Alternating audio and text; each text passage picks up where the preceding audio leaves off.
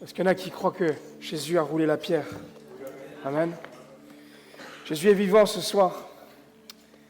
Et s'il est vivant, c'est qu'il peut encore nous entendre, il peut encore t'entendre. Il n'en a pas fini avec chacun d'entre nous. Amen. Voilà, bonsoir à chacun, bonsoir à chacune. J'espère que vous allez bien. Bonsoir à ceux que je n'ai pas vus. Alors, ce soir, j'aimerais partager avec vous un message par rapport à un texte qui m'a interpellé durant la semaine. En fait, un texte qui est quand même, qui m'a permis de me remettre moi aussi en question. Mais avant de voir un petit peu ce texte, justement pour introduire, j'aimerais vous poser une question. Vous n'êtes pas obligé de me répondre à moi, mais simplement répondre à vous-même en réfléchissant un petit peu à votre vie. Est-ce que ça vous est déjà arrivé de vivre une saison de vie dans laquelle vous êtes bien, dans laquelle vous sentez la faveur de Dieu, une saison de vie dans laquelle vous sentez que vous êtes à la bonne place, que c'est Dieu qui vous a placé ici, et c'est pas pour rien, pendant un temps. Et alors que vous visualisez ce moment, peut-être que c'est en ce moment même, en tout cas, peu importe, mais alors que vous sentez à votre place, alors que vous sentez la faveur de Dieu sur votre vie, j'aimerais vous poser cette deuxième question. Est-ce que ça vous est déjà aussi arrivé que d'un coup, tout à coup, un événement inattendu, un événement qui n'était pas du tout prévu, un événement externe à ce que vous vivez à ce moment-là, indépendant de votre volonté, puisse arriver et puisse vous obliger à prendre une autre direction de vie, arrive comme ça et chamboule tous vos plans. Tout ce que vous avez prévu, tout ce que vous vivez en ce moment, alors que vous êtes bien, d'un coup, ça vient et ça casse tout. Je ne sais pas si ça vous est déjà arrivé, mais moi, ça m'est arrivé plusieurs fois. Mais je me rappelle aussi de ce moment, alors ce n'était pas non plus grave, mais il y a, en 2020, avec ma femme, on habitait à ce moment-là à Jérusalem, et on était en deuxième année d'école biblique. On allait finir l'année, et en fait, on allait revenir par la suite donc, en troisième année pour la licence, sauf que ce qui s'est passé, c'est que alors qu'on vivait les temps bénis, on vivait vraiment une grâce de Dieu où on pouvait étudier les textes bibliques en même temps qu'on était sur les lieux de la Bible. C'était incroyable. Mais arrivé au mois de mai, on voit que la montée du Covid à ce moment-là commence à prendre de l'ampleur et puis elle commence à toucher Israël. Et en fait, à ce moment-là, on repart, on avait fini l'année, on repart en Corse dans ma famille pour l'été avant de revenir pour la troisième année. Sauf que le Covid va prendre beaucoup plus d'ampleur en Israël au point que les frontières vont commencer à se fermer. Et là, alors qu'on venait de vivre des temps bénis, alors qu'on venait de vivre des temps où Dieu nous poussait à aller de l'avant, on apprenait de plus en plus à le connaître par sa parole, et d'un coup, un événement extérieur, le Covid, arrive, nous confine et on reste bloqué en Corse. C'est pas mal, mais en tout cas, on avait prévu de revenir, on avait prévu d'acheter plein de souvenirs. On s'était dit avec Maïssa, ma femme, tiens, on va attendre la dernière année pour acheter tous les souvenirs. Finalement, on n'a aucun souvenir, puisqu'on n'a pas pu retourner. Mais en tout cas, ça nous a profondément dégoûtés. Enfin, personnellement, moi, sur le coup, j'étais vraiment déçu. Mais j'aimerais vous dire une chose, c'est que nous, parfois, justement, on se fait nos plans dans notre tête, mais Dieu, lui, il est au contrôle de toutes choses. Et il y a ce texte que j'aime, si on peut mettre la première slide, la première diapo, on voit dans Ésaïe chapitre 55, verset 9, c'est Ésaïe qui va dire « Autant les cieux sont élevés au-dessus de la terre, enfin Dieu plutôt, autant mes voix sont élevées au-dessus de vos voix, et mes pensées au-dessus de vos pensées. » Le titre de mon message ce soir est « Quand Dieu a le dernier mot ». Mon ami, je ne sais pas où est-ce que tu en es dans ta vie avec Dieu, dans ta relation avec Dieu, mais je voudrais t'encourager, parce que même si parfois il peut y avoir des événements extérieurs qui viennent te mettre des bâtons dans les roues, même s'il peut y avoir parfois des hommes, même des personnes qui sont proches de ta famille, peut-être d'autres personnes, peu importe la personne qui vient et qui essaye de te mettre justement des bâtons dans les roues, de t'empêcher de vivre certaines choses dans la foi, J'aimerais te dire quelque chose. Dieu reste souverain. Rien n'étonne Dieu. C'est-à-dire que tout est sous le contrôle de Dieu. Il permet toutes choses. Et justement, là où nos plans s'arrêtent, c'est là que Dieu ouvre un chemin. Là où nos plans s'arrêtent, Dieu ouvre un chemin. J'aimerais qu'on puisse voir ensemble une histoire, justement, que je disais tout à l'heure, qui m'a interpellé. Une histoire qui, quand on la lit comme ça, on peut se dire, mais Seigneur, où est-ce que tu étais? Quand on se met dans la peau des personnages, on peut se dire, mais pourquoi? Mais au final, on se rend compte par la suite que plus l'histoire avance et plus Dieu est au contrôle. Alors, on va lire ensemble dans Actes, au chapitre 14 et au verset 1. Regardez ce qu'il est dit. À Icône, Paul et Barnabas entrèrent ensemble dans la synagogue des Juifs et ils parlèrent de telle manière qu'une grande multitude de Juifs et de Grecs crurent. Et maintenant, on lit le verset 3.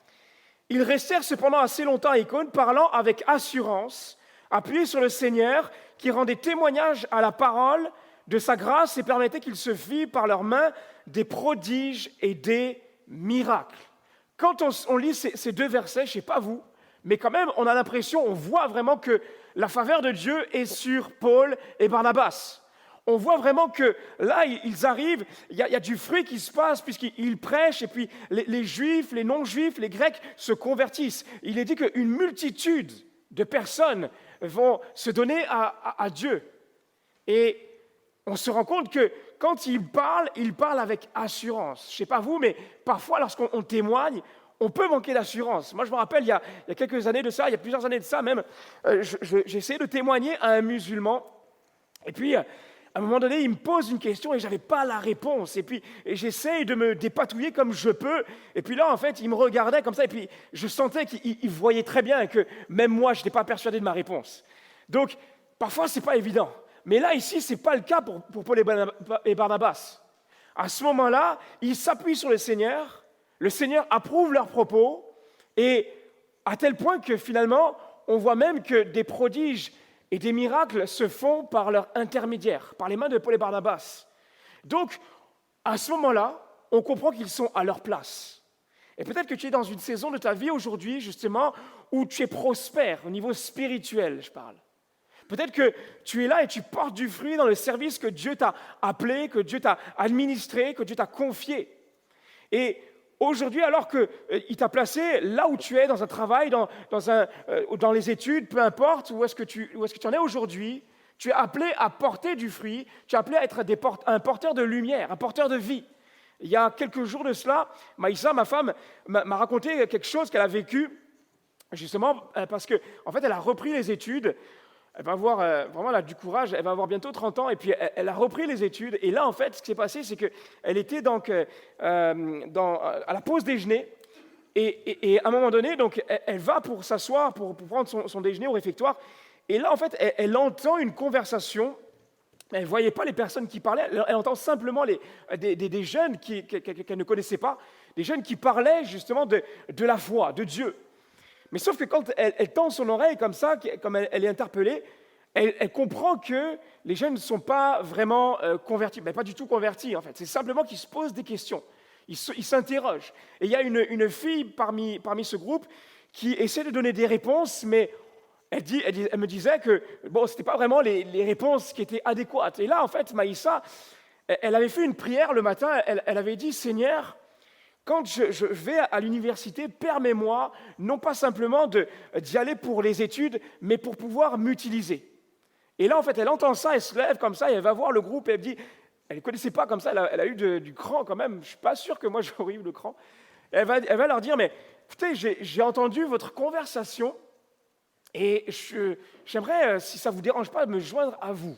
J'aimerais discuter un petit peu avec vous. Et en fait, le groupe de jeunes a accepté avec plaisir.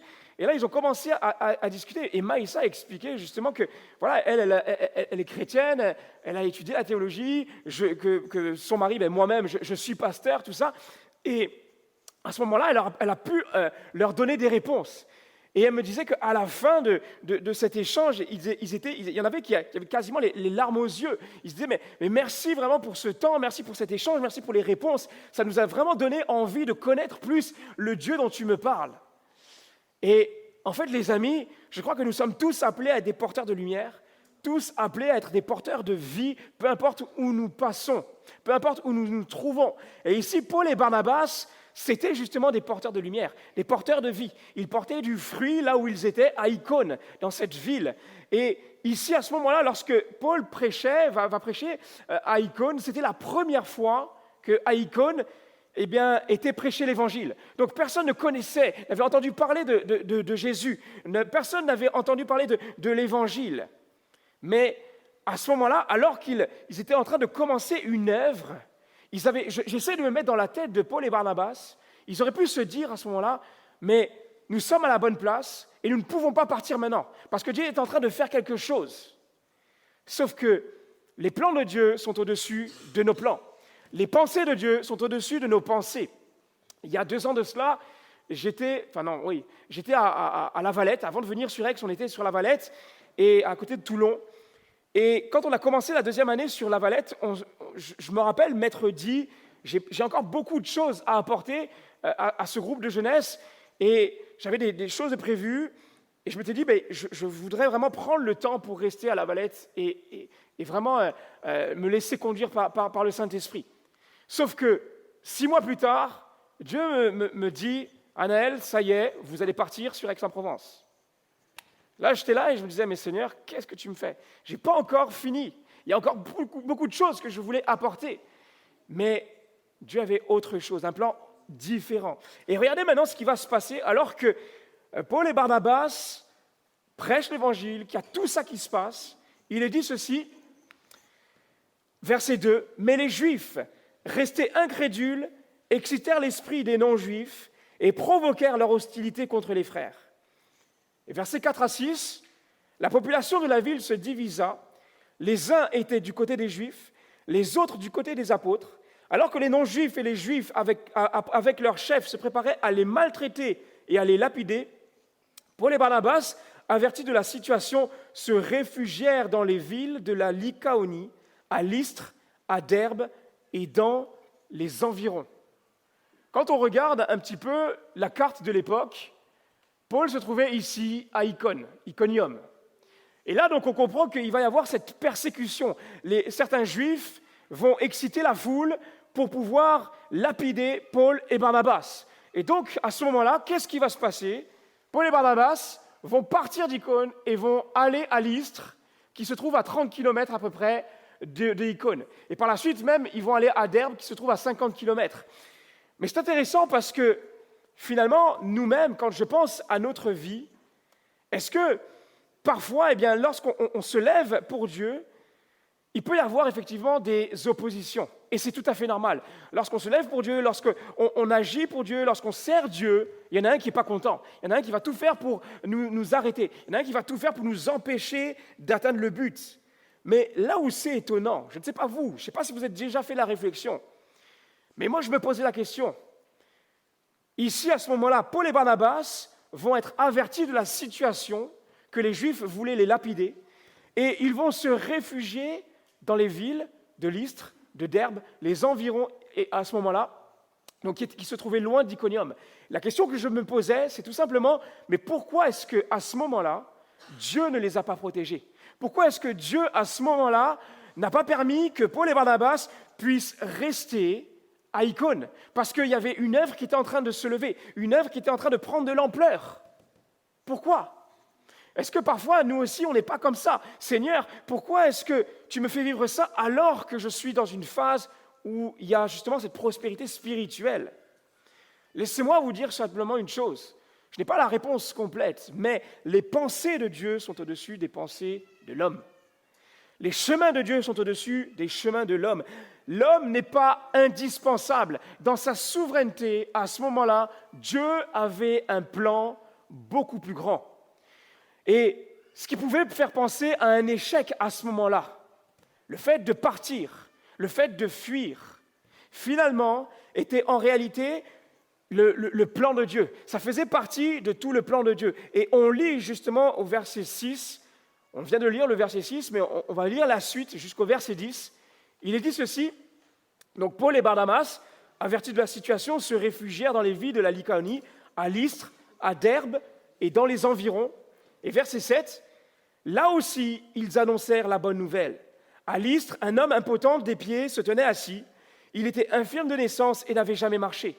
Il écoutait Paul parler. Celui-ci fixa les regards sur lui et voyant qu'il avait la foi pour être sauvé, il lui dit d'une voix forte, « Lève-toi droit sur tes pieds. » Il se leva d'un bond et se mit à marcher. Les amis, même si Paul et Barnabas ont dû fuir ailleurs, ont dû fuir à 30 kilomètres, même s'ils ont dû stopper leur mission en catastrophe, même si d'un point de vue extérieur, ça semblait être un échec, en réalité, Dieu s'est servi de la persécution pour amener son plan à exécution. Au lieu de toucher une foule nombreuse, Dieu voulait toucher une foule très nombreuse. Au lieu de toucher une seule ville, Dieu voulait toucher plusieurs villes. Au lieu de toucher une génération, Dieu voulait toucher plusieurs générations jusqu'à nous aujourd'hui, et on va voir pourquoi. Et à Icône, l'évangile avait été prêché, c'est vrai, un grand nombre de personnes s'étaient tournées vers Dieu, avaient donné leur vie à Jésus, mais dans sa souveraineté, Dieu a permis la persécution pour que Paul et Barnabas puissent partir de ce lieu et puissent répandre l'évangile pour la première fois dans d'autres villes, en l'occurrence à Lystre ici, parce que personne n'avait entendu à Lystre également l'évangile. C'est la première fois encore à ce moment-là qu'à Lystre l'évangile était prêché. Donc, dans sa souveraineté, à ce moment-là, on se rend compte que Dieu est au-dessus de toute chose. Et Dieu a permis aussi, à ce moment-là, qu'un homme impotent puisse recevoir la guérison. S'il n'avait pas eu la persécution, l'homme, à ce moment-là, serait toujours malade, serait toujours infirme. Il n'aurait pas reçu la guérison. Donc, j'aimerais t'encourager, mon ami, je ne sais pas où est-ce que tu en es aujourd'hui, mais ne vois pas ta situation comme un échec. Ne vois pas le fait que tu aies dû quitter quelque chose ou un lieu comme un échec. Peut-être que tu n'as pas pu terminer quelque chose, que ce soit un travail, peut-être un service dans l'église, peut-être quelque chose qui te ronge au fond de toi, une parole que tu n'as pas pu dire à une personne qui t'était chère en rapport avec la foi. Mais sache une chose, c'est que tu n'es pas indispensable. Ce n'est pas dans le mauvais sens que je dis ça. C'est pour te dire simplement que Dieu est au contrôle de toutes choses. Il est au-dessus de toutes choses. C'est lui qui gère tout ça. Il est souverain. Pose-toi devant Dieu et demande-lui de te montrer ce qu'il a prévu. Comme je le disais, je n'ai pas pu terminer ce que j'avais prévu de faire à La Valette. Mais quand je suis arrivé sur Aix, une nouvelle aventure est arrivée pour moi et j'ai vécu des choses cette année personnelles avec Dieu que je sais je n'aurais jamais vécu si j'étais resté à La Valette. Et je crois vraiment qu'à ce moment-là, Dieu m'attendait au tournant, vraiment. Et comme ça, les amis, simplement, même si vous vivez certains moments qui sont imprévus, toujours remettez-vous dans la présence de Dieu. Parce que Dieu a un plan, il est souverain. Et le désir de Dieu ici, c'était que d'autres villes puissent être touchées par la grâce de Dieu, par l'Évangile. Il va se servir de cette persécution, comme cela, on vient de le voir. Et ce qui est intéressant, c'est que le schéma va se répéter par la suite encore. Pourquoi ? Parce qu'on voit à ce moment-là que Paul et Barnabas vont prêcher, ils vont guérir un malade par l'intermédiaire du Saint-Esprit. Et lorsque la foule va voir ce miracle, elle va commencer à dire aux uns aux autres, mais Paul et Barnabas, ce sont des dieux. Ils vont le dire, mais lui c'est Zeus, lui c'est Hermès. Et quand ils vont dire ça, en fait, Paul va en profiter pour dire, mais nous sommes des hommes comme vous. Simplement, c'est Dieu qui fait toutes choses. C'est Dieu qui a guéri. Et il va inviter les uns et les autres à se remettre, à donner leur vie à Jésus, parce que c'est lui qui contrôle toutes choses. Mais alors que, là encore, un mini-réveil commence à prendre de l'ampleur, alors que les gens commencent à donner leur vie à Dieu, là encore, il va se passer quelque chose, comme à Icône, et on lit ensemble versets 19 et 20. Des Juifs arrivèrent d'Antioche et d'Icône, Et ils parvinrent à retrouver le peuple, à retourner le peuple contre eux. Ils lancèrent des pierres contre Paul pour le tuer, puis ils le traînèrent hors de la ville, croyant qu'il était mort. Mais quand les disciples se rassemblèrent autour de lui, il le releva et entra dans la ville. Le lendemain, il partit avec Barnabas pour Derbe. Je voudrais vous poser une question. Est-ce que demain, si on vous lapide, vous allez retourner prêcher l'Évangile au même endroit? Ne vous inquiétez pas, moi-même, je réfléchirai à 2 fois. Donc, ce n'est pas évident. Mais ici, on se rend compte que Paul, lui, c'est ce qu'il va faire. Il est lapidé, il est lynché, il est, comme on dit en Corse, mezzo morto, c'est-à-dire qu'il est à moitié mort. Et en fait, il se relève et il retourne pour prêcher l'Évangile. Wow! Mais en plus de ça, par la suite, on se rend compte que le lendemain, il va partir et il va aller dans une autre ville, à Derbe, comme on l'a vu sur la carte tout à l'heure, celle qui est en dessous. Il y a donc Icône, pour vous, Lystre et Derbe. Et à ce moment-là, alors qu'il est à Derbe, eh bien, il va avoir là aussi un impact considérable. Pourquoi ?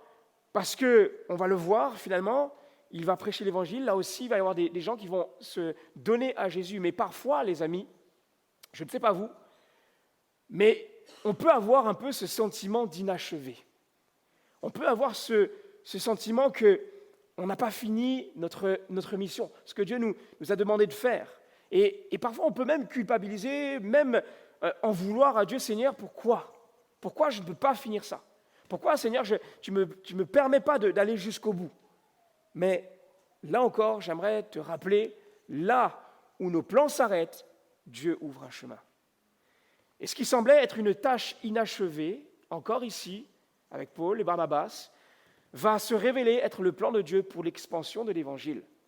À Lystre, on le voit, encore une fois, c'était un petit groupe qui va naître, un gros groupe même qui va naître, mais là encore, Paul n'avait pas pu fonder l'Église, Paul n'avait pas pu mettre en place des responsables d'Église, il n'avait plus rien faire. Non, la persécution arrive et il va encore partir avec Barnabas. Mais c'est comme si Dieu lui faisait comprendre, ne t'inquiète pas, je vais permettre quelque chose qui va te conduire ailleurs, mais ça sera pour le mieux. Et là, donc, ils vont partir de Lystre pour pouvoir aller à Derbe, et regardez ce qu'il est dit, verset 21, « Après avoir annoncé la bonne nouvelle dans cette ville et y avoir fait de nombreux disciples. » On va finir le verset par la suite, mais là encore, on comprend une chose, c'est que tout d'abord, cette ville qui n'avait pas entendu, elle aussi, Derbe, la prédication de l'Évangile, va recevoir l'Évangile, mais par la suite, on se rend compte que de nombreuses personnes vont se donner à Jésus. De nombreuses personnes vont donner leur vie à Christ. Et mon ami, j'aimerais te dire une chose, relève ta tête ce soir. Relève ta tête et engouffre-toi sur le chemin que Dieu a tracé pour toi. Emprunte cette porte qu'il a ouverte devant toi et sans regarder en arrière. Parce que Dieu est au contrôle. Il sait ce qu'il fait. Amen. Le verset qu'on vient de lire n'est pas fini.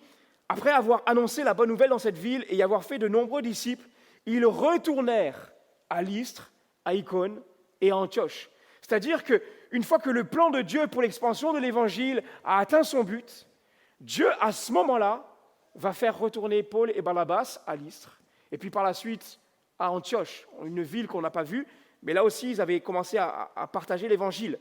Et on se rend compte que c'est à ce moment-là, une fois que Dieu avait fini ce qu'il avait à faire, que les disciples, les apôtres vont pouvoir achever la mission. Ils fortifiaient les disciples et les encourageaient à demeurer fermes dans la foi. Puis verset 23, « Dans chaque église, ils firent élire des responsables, et en priant et en jeûnant, ils les confièrent au Seigneur en qui ils avaient cru. » Donc, dans sa souveraineté, non seulement Dieu a permis que l'Évangile soit répandu dans plusieurs villes, mais par la suite, ces églises ne vont pas rester seules. Ces églises ne vont pas avancer toutes seules. Non, elles vont grandir et Paul va être là justement pour mettre tout ça en œuvre, pour mettre en place des personnes.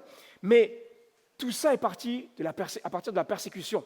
S'il n'y avait pas eu de persécution, Paul et Barnabas seraient restés à Icône.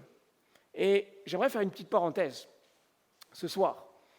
Peut-être que tu n'as pas donné ta vie à Dieu, que tu ne connais pas Dieu, que c'est la première fois que tu viens ici dans ce lieu, que tu entends l'Évangile qui est prêché. J'aimerais te dire quelque chose, c'est qu'au-delà du motif qui t'a conduit ici, dans ce lieu, ce soir, c'est Dieu, dans sa souveraineté, qui a permis que tu sois là ce soir. Dieu a permis que tu puisses être là pour pouvoir frapper à la porte de ton cœur. Ce que Dieu désire, c'est venir dans ton cœur. Simplement, tu as simplement besoin d'ouvrir ton cœur. Simplement besoin de lui dire, Seigneur, viens dans ma vie.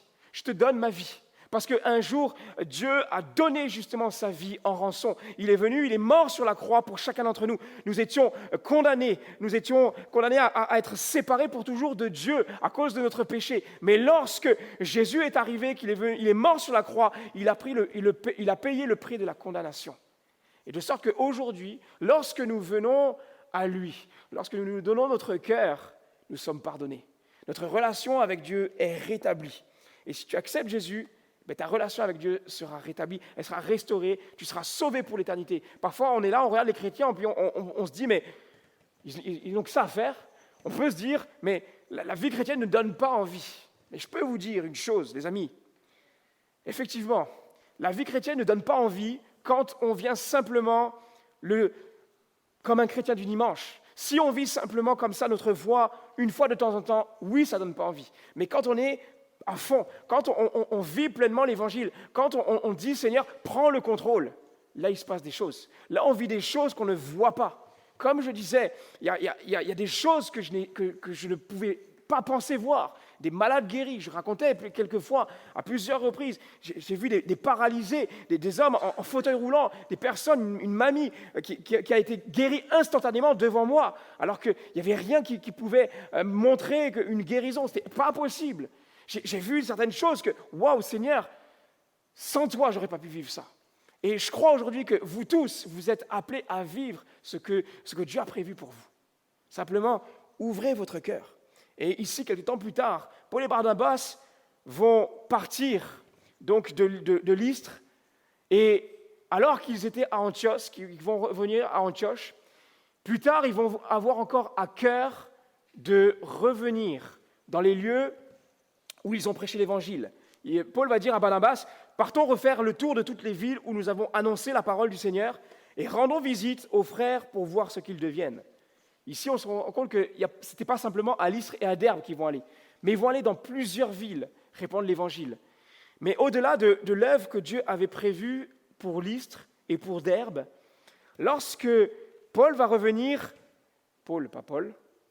va revenir à Lystre, il va se passer quelque chose. Ils vont rencontrer un certain Timothée. Vous avez sûrement entendu parler de Timothée.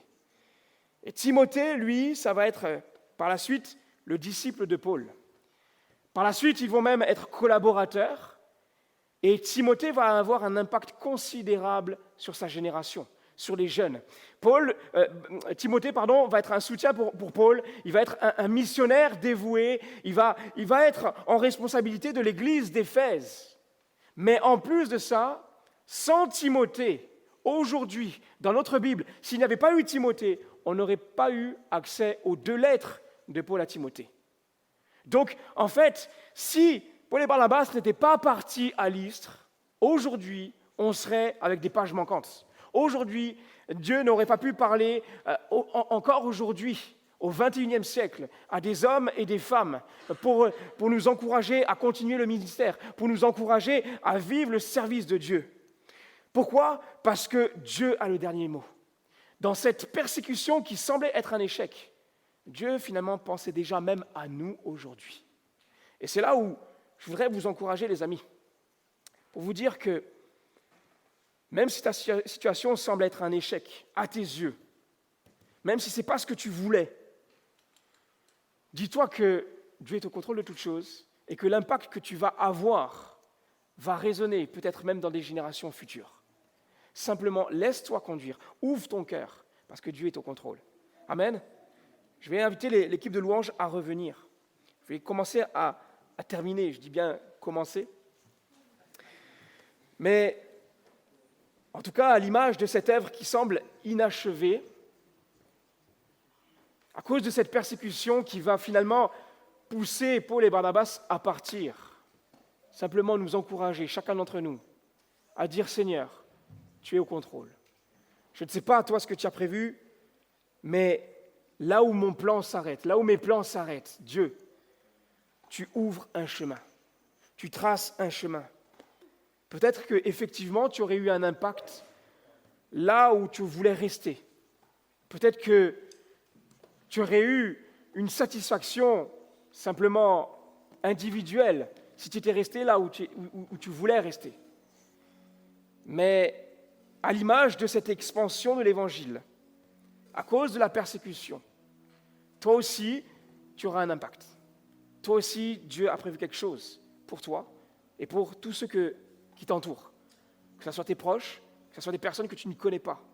Moi, je le vois aujourd'hui, je rencontre des personnes, je discute avec des personnes, mais jamais j'aurais pu me dire un jour, tiens, je vais rencontrer cette personne. Jamais j'aurais pensé parler de l'Évangile à tel type de personne.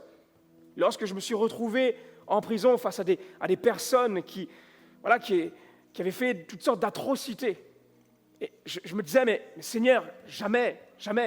Et je me rappelle de cette expérience. Une fois, j'étais en prison et justement pour annoncer l'Évangile, et puis à un moment donné, je discute avec un homme. Et cet homme, il me disait, moi, je ne crois pas en Dieu. Je suis complètement athée, je suis franc-maçon. En fait, c'était un homme d'un certain âge. Il était resté plus de 40 ans dans la franc-maçonnerie. Et il disait, voilà, moi, je sais que ni Dieu ni maître. Et puis bon, je l'écoutais et je disais, ok, pas de problème, moi je respecte, mais quand même, je disais, Seigneur, toi tu es au contrôle. Et en fait, c'était en 2018, c'était à peu près en mai, je crois, mai 2018, si mes souvenirs sont bons. Et je devais partir en septembre, je devais partir à l'école biblique. Ce qu'il faut savoir, c'est que là où j'étais à Ajaccio, à ce moment-là, dans la prison, je pouvais rentrer dans les cellules et discuter avec les détenus, mais je ne pouvais pas faire des réunions comme ici. Il y a certains endroits, certaines prisons, on peut le faire, mais là, c'était contrôlé, entre guillemets, contrôlé, je peux dire ça comme ça, par l'Église catholique, donc c'était que des messes. Et puis, en fait, dans la dernière semaine où je devais finir donc mon ministère dans les prisons, je me rappelle, le prêtre catholique vient vers moi comme ça, et puis il y avait aussi un aumônier protestant qui vient me voir comme ça et qui me dit « Anaël, on aimerait que tu puisses faire une réunion. » J'étais étonné, parce que jamais ça avait eu lieu comme ça. Je dis « Ah bon, ok. » Et je dis « Mais qu'est-ce que je peux faire? Qu'est-ce que je ne peux pas faire ?» Et là, ils me disent « Tu as carte blanche. » Il ne faut pas me dire ça. Hein. Carte blanche, ok. Bon. Et là, je commence à prier, et puis en fait, c'est fou parce que, bon, moi, je chante pas, hein, je suis pas un chanteur, je joue un peu de guitare, mais à ce moment-là, j'avais eu à cœur de prendre un chant avec la guitare, et j'arrive, je commence à jouer ce chant, et en fait, il y avait plein de détenus qui arrivent comme ça, et je vois l'homme à qui j'ai parlé, le franc-maçon, qui était au fond. Je commence à jouer comme ça, et puis en fait, au moment où je joue, je sens vraiment quelque chose, mais je sens la présence de Dieu incroyable. Et là, je vois un détenu qui commence à pleurer, et un deuxième, et un troisième, et un quatrième, et un cinquième. Alors, je me suis dit, bon, est-ce que c'est à cause de ma chanson, ou c'est vraiment le Saint-Esprit? Et en fait, après, je commence à prêcher, et je commence à prêcher sur Barnabas, je vais arriver, sur Barabbas, cet esclave qu'on avait libéré au moment où il y avait Jésus. Et là, en fait, je regarde à un moment donné dans la salle, et mais vraiment tous les détenus étaient en train de pleurer. Je ne comprenais pas ce qui se passait, et je regarde le franc-maçon, il était en train de pleurer. Et là, je me dis, Seigneur, waouh, tu es grand, tu es puissant. À tel point, en fait, qu'à la fin, je fais un appel. Tous les détenus viennent. Même le prêtre catholique vient. Et j'étais là, je disais, Seigneur, tu es bon. Tu es grand. Dieu est incroyable. Les amis, je veux vous encourager. Même si ce n'est pas prévu. Si vous vivez des choses qui ne sont pas prévues, Dieu est au contrôle. Il sait ce qu'il fait. Il sait ce qu'il fait et il va toujours vous amener plus loin pour vous permettre de vivre des choses dans la foi avec lui que jamais vous aurez pensé. Alors, tout simplement, je voudrais terminer par ce verset dans Proverbes chapitre 19, verset 21. Il y a dans le cœur de l'homme beaucoup de projets, mais c'est le dessein de l'Éternel qui s'accomplit. Ne regarde pas à la porte qui s'est fermée, mais regarde à la porte que Dieu a ouverte pour toi. Amen. J'aimerais qu'on puisse prendre un temps dans la prière. On va fermer nos yeux, on va courber nos têtes. Et alors que nous sommes devant Dieu, j'aimerais faire un appel. Peut-être que tu t'es senti interpellé par ce que j'ai dit. Tu as l'impression de vivre un échec, tu as l'impression de ne pas être à ta place. Mais Dieu est au contrôle. Et simplement, si tu veux que Dieu puisse renouveler tes forces, si tu as besoin que Dieu puisse te montrer justement ce qu'il a prévu, ce qu'il veut faire, si tu as besoin que Dieu puisse t'encourager, si aussi peut-être que tu ne connais pas Dieu, tu veux l'accepter dans ton cœur, dans ta vie, ben, je te demanderai de t'approcher, on va prier pour toi. Il y a Jérémie, il y a Michael. Avec moi, on va prier pour toi et on croit vraiment que Dieu va agir dans ta vie et que tu vas avoir un impact. Amen. Donc n'hésite pas et approche-toi si tu as ce désir.